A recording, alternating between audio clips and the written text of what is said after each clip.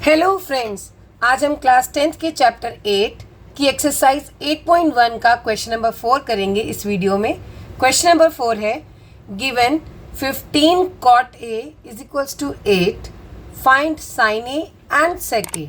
आपके पास cot A की वैल्यू है जिसे डायरेक्टली नहीं दिया हुआ, लेकिन दिया हुआ है 15 cot A is equals to 8। और आप इसे कैसे लिख सकते हो? cot A is equals to 8 upon 15, ये 15 इधर आके डिवाइड में हो गया।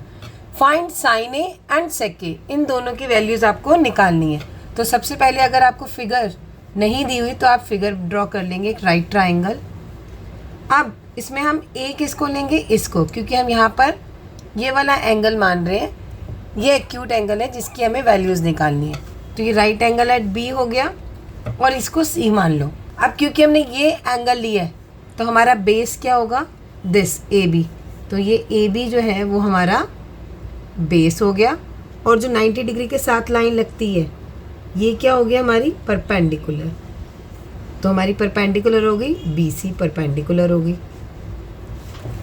और जो इस राइट एंगल के सामने वाली साइड होती है, जो सबसे लंबी होती है, वो हमारा हाइपोटेन्यूज होता है। तो ए सी हो गई हाइपोटेन्यूज।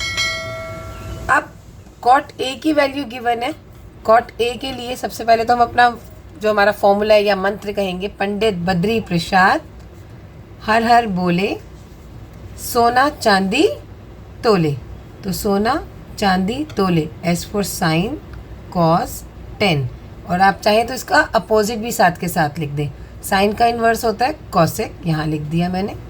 कॉस का सेक और 10 का कॉट। तो ये हमारा फॉर्मूला बन गया। अब हमें कॉट ए, कॉट की वैल्यू दे रखी है, और कॉट का फॉर्मूला क्या हो जाएगा? इसका अपोजिट बी अपॉन पी। पहले बेस फिर परपेंडिकुलर, ऐसे लिखेंगे। कॉट का फॉर्मूला होता है बी अपॉन पी, उल्टा चलता है। तो बी के लिए आपका क्या होता है? बेस। अब बेस क्या है हमारा? इसमें बेस था ए बी, और परपेंडिकुलर क्या होता है हमारा यहाँ पे? B C. अब 8 अपॉन 15 जो है वो A B upon B C के इक्वल है। मैं इसको रेशो में क्यों लिखूंगी? क्योंकि डायरेक्ट हमें वैल्यूज़ ही दे रखी कि कितने सेंटीमीटर है, तो इसको हम हमेशा रेशो में मान लेते हैं और के के साथ डिनोट कर देते हैं। तो हमारा बेस जो है ए बी वो 8 के है, और जो परपेंडिकुलर बी सी है वो हमारा 15 के है।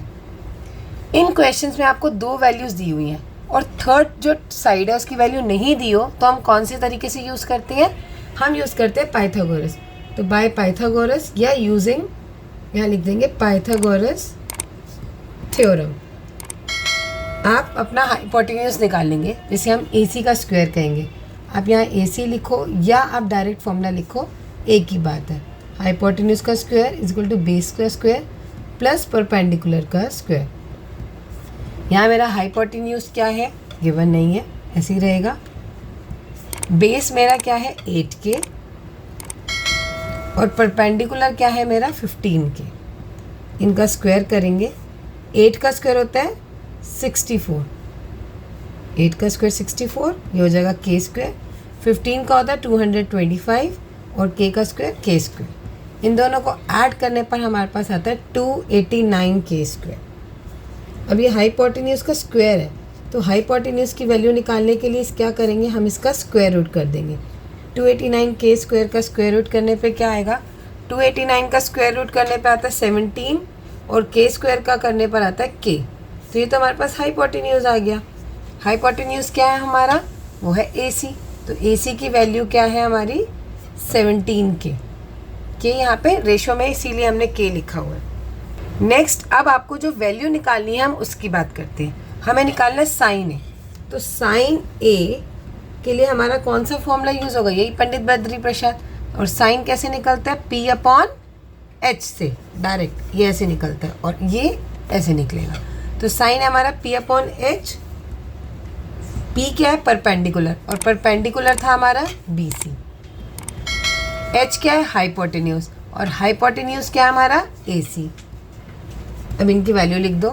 बी सी की वैल्यू क्या गिवन है हमारी? 15 के।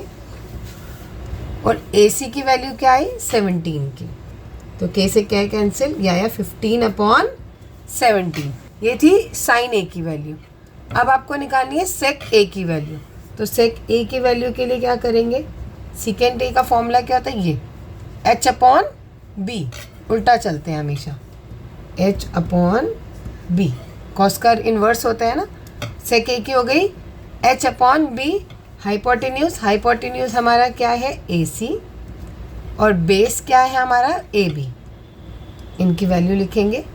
AC की वैल्यू क्या है 17K, और AB की वैल्यू क्या है, AB ये है 8K, K से K कैंसिल, तो यह है 17/8।